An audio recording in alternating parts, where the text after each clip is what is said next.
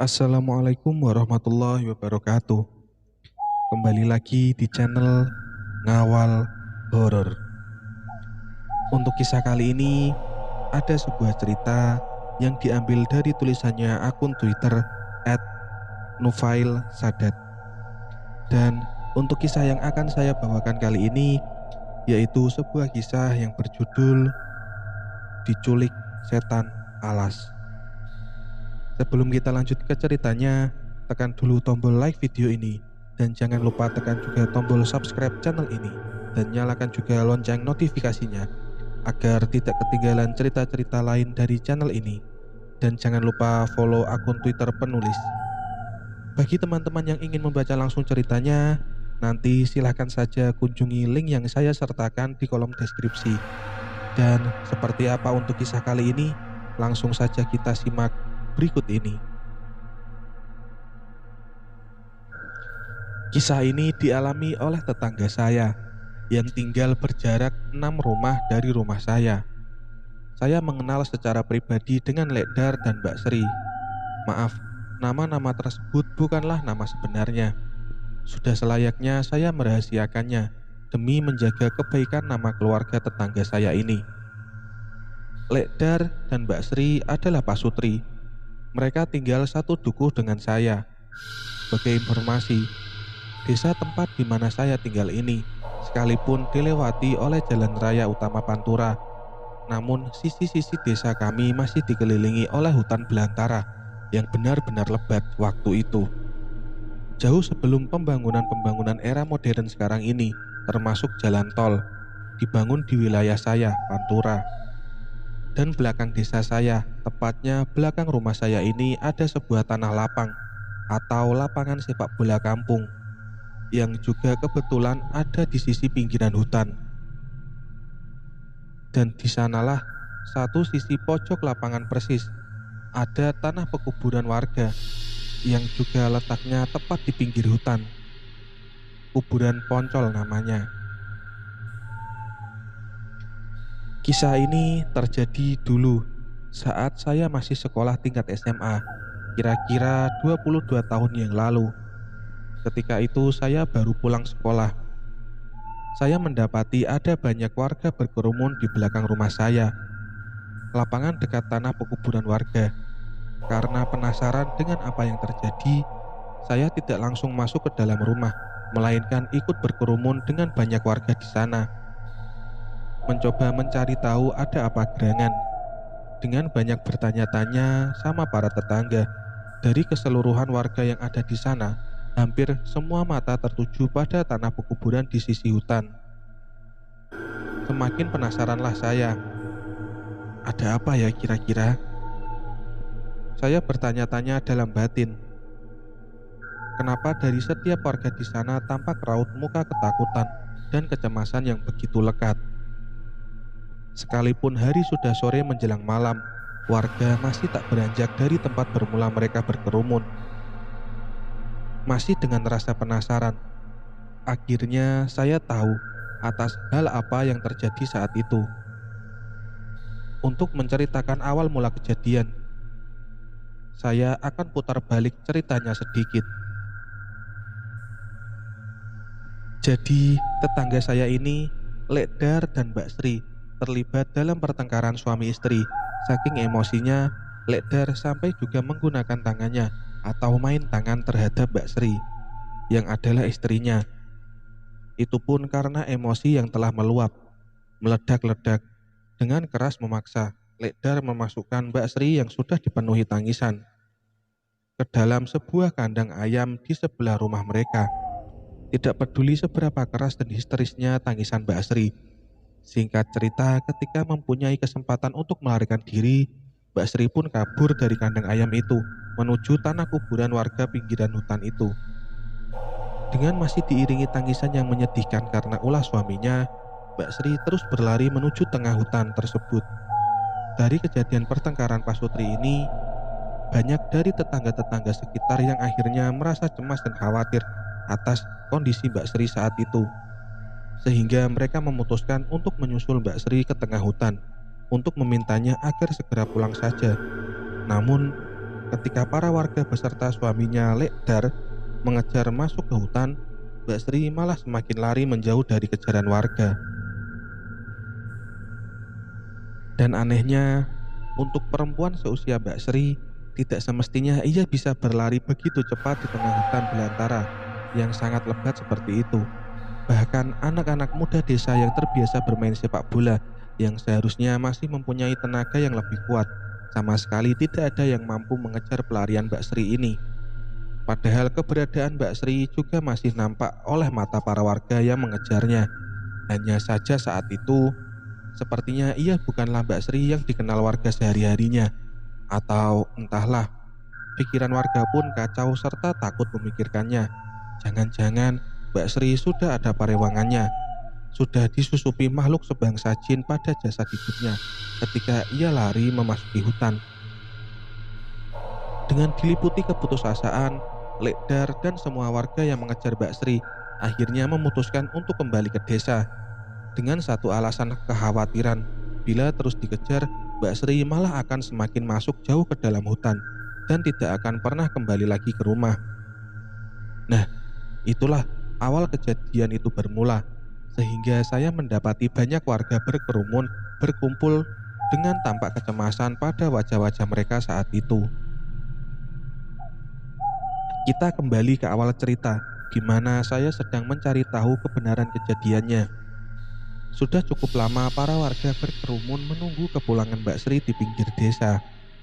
Tiba-tiba muncul sosok perempuan di tengah gerbang tanah kuburan yang seolah sedang memandangi kami, mengawasi kami dengan cermat, dan nampak pula gelagat kegelisahan yang tersirat dalam lakunya.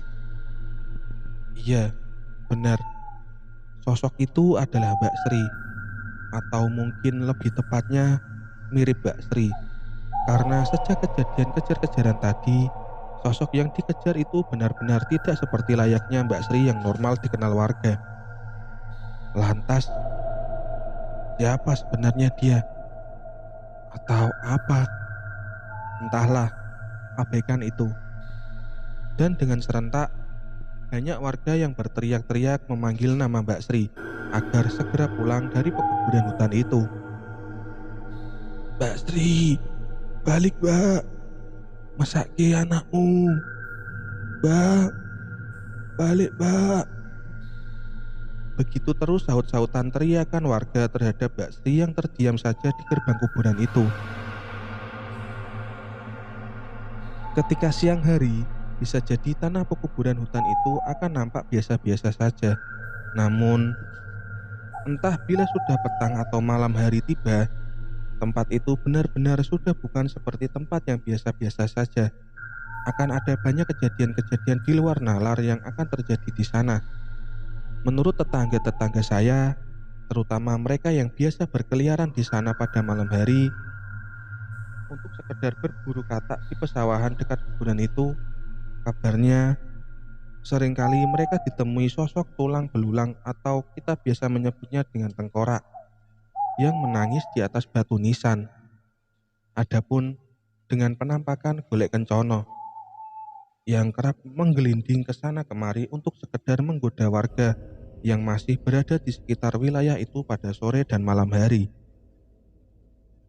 Segala macam kuntilanak, genderuwo, pocong, dan jin-jin lainnya sudahlah biasa bermunculan di desa kami. Mungkin sudah seperti kelaziman sudah kejadian-kejadian mistis terjadi di wilayah tempat tinggal kami. Dan bahkan yang lebih sering, pada hari-hari tertentu, muncullah penampakan senjata-senjata klinik yang bertuah ataupun tak bertuah berterbangan serta memancarkan sinar di atas langit desa saya. Seperti sedang adu kekuatan, saling menghantam satu sama lain. Ada yang berupa batu cincin hingga sebilah keris yang melayang-layang saling bertabrakan, sampai mengeluarkan percikan-percikan cahaya pada bagian tubuh senjatanya ketika saling berbenturan. Kabar terakhir, senjata-senjata itu sudah menghilang lama sejak mbah-mbah sesepuh dan petua desa saya banyak yang sudah meninggal. Banyak dari cerita, gaman-gaman atau senjata-senjata itu sudah pergi untuk mencari tuan-tuan yang baru setelah ditinggal mati oleh pemilik yang lama. Dari berbagai macam kejadian itulah, ribuan kecemasan warga akan posisi dan kondisi Mbak Sri ini terjadi. Hari sudah petang, namun tidak ada tanda-tanda sama sekali Mbak Sri akan pulang. Nyatanya ketika warga mendekatinya, ia akan lebih memilih memasuki hutan kembali dan menghilang. Waktu sudah hampir tengah malam.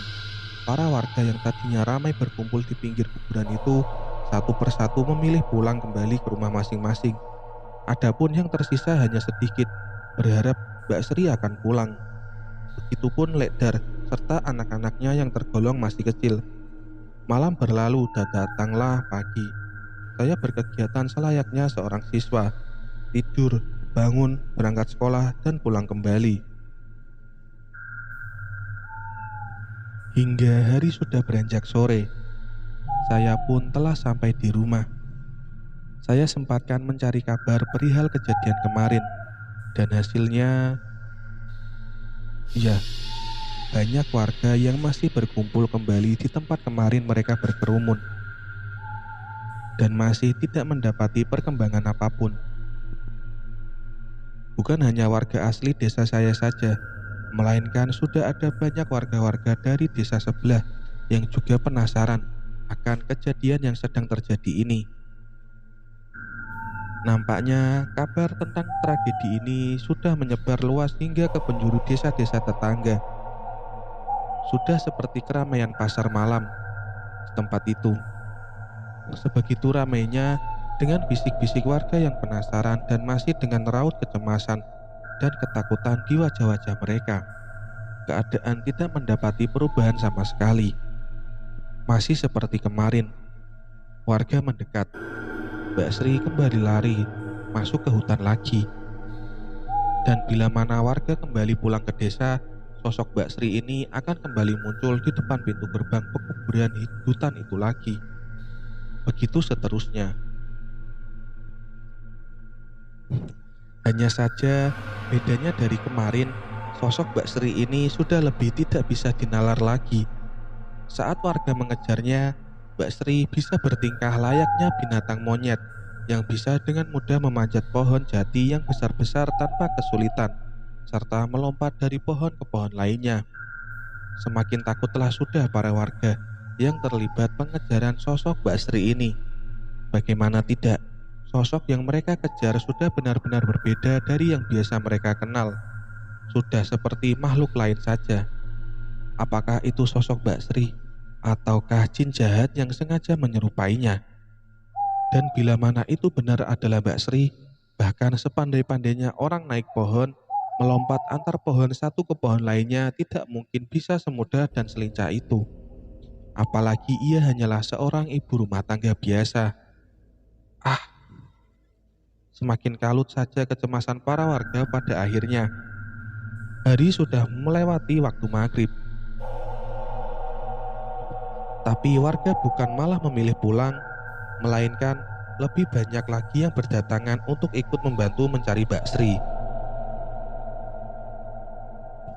Warga dari desa sebelah sampai desa-desa yang jauh, antara penasaran dan tergerak untuk ikut membantu menyelesaikan kejadian itu. Sampai pagi pun datang kembali. Hari ketiga, keempat, kelima, sampai hari ke-10, keadaan masih tetap sama. Bahkan kejadian-kejadian aneh dari sosok Mbak Sri ini lebih kerap mengisi keseluruhan kejadiannya. Semakin aneh, tidak bisa dinalar, cemas, tegang, bercampur jadi satu. Itulah yang dirasakan banyak warga di sana. Segala macam cara sudah banyak dilakukan, dari kelompok-kelompok pengamanan sipil sampai kepolisian pun benar-benar tidak bisa melakukan apa-apa. Sepertinya sudah saling pasrah, namun juga tetap tidak beranjak dan terus berkumpul di pinggiran desa saja. Banyak pertolongan dari warga-warga desa lain, dari memanggil orang pintar atau dukun, sampai kiai atau ulama didatangkan di sana. Kiai dari kota Pekalongan sampai kota Semarang juga sudah ada yang didatangkan di tempat kejadian, berharap keajaiban datang sehingga Mbak Sri bisa pulang. Rupa-rupanya kejadian ini sudah benar-benar menyebar luas sampai ke berbagai wilayah. Saya sendiri entah sudah tidak berpikir ini adalah suatu hal yang lazim. Sekalipun juga kerap berjumpa hal-hal mistis di desa saya, ini sudah di luar batas pemikiran banyak orang yang ada di tempat kejadian. Setelah berapa lama, di hari ke-10, akhirnya ada sedikit titik cerah. Ada satu kiai yang akhirnya bisa berkomunikasi dengan Mbak Sri, yang juga masih terus berlaku hal yang sama, dikejar, lari masuk hutan, dan ketika warga kembali ke desa, ia muncul kembali di gerbang kuburan. Sang kiai berkata, sosok Mbak Sri ini muncul di kuburan itu hanya sedang berusaha mengincar anak-anaknya untuk ia bawa pergi bersamanya. Karena itulah ia kerap kali muncul seperti sedang mengintai warga desa dengan pandangan seperti layaknya harimau yang hendak menyergap mangsanya. Terang saja, seketika banyak di antara warga langsung menolak permintaan itu, mengingat sosok Mbak Sri ini sudah tidak seperti layaknya Mbak Sri yang seperti biasanya. Dan segeralah Lekdar dan para warga terpilih untuk menyembunyikan keberadaan anak-anak Lekdar dan Mbak Sri ini. Semakin mencekamlah keadaan selanjutnya. Sama-sama saling mencuri kelengahan, tegang, dan menakutkan. Mbak Sri mencari kelengahan warga untuk mengambil anak-anaknya. Warga juga berusaha mencari kelengahan Mbak Sri untuk bisa menangkapnya. Terus hingga lagi-lagi malam pun terlewati kembali. Hari ke-11, keadaan semakin mencekam dan menegangkan. Bagaimana tidak, sosok Mbak Sri yang menampakkan diri sebelumnya kali ini muncul dengan wujud yang sangat berbeda dari yang sudah-sudah. Wajah yang nampak kemarin-kemarin kini berubah menjadi seperti perpaduan antara manusia dan siluman. Separuh dari wajah Mbak Sri kini nampak lebih menyeramkan, berwarna merah, sesekali menyeringai aneh dan menakutkan warga yang masih di sana. Dengan gerakan-gerakannya yang juga semakin liar dan aneh pula, semakin membuat ketegangan dan ketakutan para warga menjadi berlipat ganda. Walhasil, warga yang terlibat sudah tidak ada lagi yang berani merangsek mengejar Mbak Sri masuk ke wilayah kuburan hutan itu. Mereka lebih memilih untuk tetap berada di sisi desa saja. Dikhawatirkan bila memaksa mendekat malah akan menambah korban warga yang lain. Hanya menunggu dan terus menunggu sembari tetap waspada. Sekali lagi, saya kabarkan bahwa tidak ada pengurangan warga dari hari ke hari. Yang ada malah semakin bertambah warga-warga desa lain yang berdatangan yang mungkin penasaran akan kisah yang terjadi di desa saya ini. Namun, lagi-lagi mereka hanya bisa menonton sambil saling berbicara, kasak kusuk, menerka-nerka tanpa alasan pasti perihal kejadian ini saja. Dan tetap tidak ada yang bisa dilakukan atau berani mengambil langkah apapun sama sekali. Hari ke-13 masih tetap dengan keadaan yang mencekam. Tiba-tiba hari itu sosok Mbak Sri sudah tidak muncul lagi, tidak menampakkan keberadaannya lagi. Seperti tiba-tiba hilang saja. Dan kebingungan warga sudah pasti lebih bertambah kuat. Gimana Mbak Sri? Gimana Mbak Sri? Kemana dia? Sebelum akhirnya pasrah, warga pun bersepakat untuk sekali lagi memberanikan diri terakhir kalinya untuk mencari Mbak Sri dengan masuk ke dalam pekuburan hingga jauh ke dalam hutan itu. Dengan penuh kecemasan, ketegangan, dan ketakutan, warga berduyun-duyun merangsek masuk ke dalamnya sampai ke sisi-sisi yang benar tampak angker dan menyeramkan. Sekalipun waktu masih siang hari, warga menyebar ke segala penjuru hutan, namun tidak ada satupun yang berhasil menemukan tanda-tanda keberadaan sosok Mbak Sri di sana. Dan akhirnya, waktu sudah menampakkan tuanya. Warga yang terlibat pencarian memilih segera kembali ke desa. Mereka takut bila petang menjelang akan ada serangan-serangan tak terduga, entah dari makhluk-makhluk penunggu atau dari hewan-hewan buas yang tinggal di hutan itu. Kembalilah mereka ke desa. dengan hampa dari tanda-tanda yang melegakan. Sama sekali, sudahi saja. Mungkin sudah tidak ada kesempatan lagi. Mbak Sri sudah hilang dengan berbagai cerita kesedihan yang kuat merebak. Satu-satunya yang akhirnya bisa diterima dengan berbagai cerita kesedihan yang kuat merebak, satu-satunya yang akhirnya bisa diterima seluruh keluarga dan warga, hanya pasrah dan ikhlas. Seketika saja menjadi sunyi di tempat itu. Banyak warga yang akhirnya memilih pulang karena hari sudah menjelang petang, dan sepertinya memang benar-benar sudah tidak ada harapan lagi.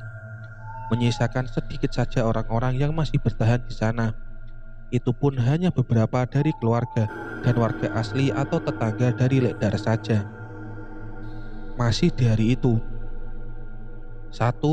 dua orang warga desa dikejutkan dengan kehadiran sesosok perempuan dengan pakaian seperti layaknya keseharian warga desa, berjalan memasuki desa. Baru saja turun dari kendaraan umum sambil menenteng bungkusan plastik kresek berisi beberapa buah-buahan, berjalan pelan dengan senyum di bibirnya, menyapa orang-orang yang dilaluinya dengan tenang, terus berjalan saja. Namun, beberapa orang warga yang dijumpainya ini tiba-tiba merasa bingung, takut, dan tak bisa berpikir dengan siapa sosok perempuan yang dijumpainya. Saling memandang antar warga sekitar, sehingga nampak wajah-wajah kebingungan di antara mereka. Iya, sosok perempuan yang sedang berjalan tenang ini adalah sosok Mbak Sri, perempuan yang selama ini membuat gempar hampir seluruh warga desa setempat, hingga warga-warga desa lainnya. Total 13 hari menjadi topik pembicaraan banyak warga di sana. Tiba-tiba muncul, berjalan kembali ke rumahnya dengan tanpa ada tanda-tanda atau indikasi seperti telah mengalami hal-hal aneh yang terjadi padanya. Seperti biasa saja, tidak ada berita apapun yang terucap dari mulut Mbak Sri, seperti benar-benar tidak terjadi apa-apa kepadanya. Dari kebingungan Lekdar dan semua warga, akhirnya salah satu warga desa memberanikan diri bertanya, "Sri, kamu dari mana sebenarnya? Kok ya menghilang berhari-hari?" "Aku baru saja dari Pekalongan, Mbak. Ini bawa oleh-oleh buah saja." Entah rasa syukur atau apa yang bisa diungkapkan warga, yang jelas kebingungan masih saja merambah ke seluruh warga yang ada di situ. Pada kenyataannya, sepertinya Mbak Sri sendiri seperti benar-benar tidak mengerti akan keributan yang beberapa hari ini terjadi. Ia seperti tidak mengalami apapun kejadian aneh tersebut. Ia bahkan seperti tidak pernah pergi dalam waktu yang begitu lama. Jadi, siapa sebenarnya sosok yang selama ini menghantui warga di tanah pekuburan hutan itu? Semakin membingungkan saja, dan benar-benar tidak ada jawaban serta penjelasan yang pasti sampai detik ini. Melainkan desas-desus yang mengatakan bahwa sosok Mbak Sri ini memang benar kabur dari rumah pada saat awal kejadian itu. Namun ketika ia memasuki hutan pekuburan, rupanya ia juga telah diculik dan dibawa oleh makhluk penghuni wilayah hutan itu, yang juga bersinggungan erat dengan para jin yang menguasai wilayah pantai Ngebom di daerah kota Pekalongan. Yang katanya di wilayah itu jugalah ada banyak para korban-korban keusilan dan kejahatan jin-jin penguasa alas roban, termasuk dari kejahatan jin-jin lampor yang kerap kali membuat korban-korban penculikan ataupun pelaku-pelaku pesugihan di wilayah alas roban ini, yang akhirnya berakhir dengan tipu daya sang jin penguasa alas roban menghilang. Ketika dicari keberadaannya, acap kali bisa ditemukan di wilayah pantai Ngebom di kota Pekalongan. Hanya saja bila memang beruntung, si korban kemungkinan bisa kembali. Namun bila tidak, walhasil dia akan selamanya tinggal di dunia para jin ini sampai kelak kiamat datang. Hingga saya tulis kisah ini, sepertinya Mbak Sri memang tidak benar-benar mengerti kebenaran yang terjadi, atau mungkin memang sudah memahami, tapi mungkin sengaja dirahasiakannya saja. Wallahu alam, hanya Tuhan yang tahu sebenar-benarnya kebenaran. Sekian cerita kali ini. Sampai jumpa lagi di lain kesempatan. Gimana nih menurut kalian teman-teman kisahnya? Serem gak? Nah, Bagi teman-teman yang suka dengan cerita-cerita seperti ini, jangan lupa like videonya dan klik juga tombol subscribe channel ini agar kalian tidak ketinggalan cerita-cerita lainnya. Terima kasih karena telah mendengarkan cerita ini. Wassalamualaikum warahmatullahi wabarakatuh.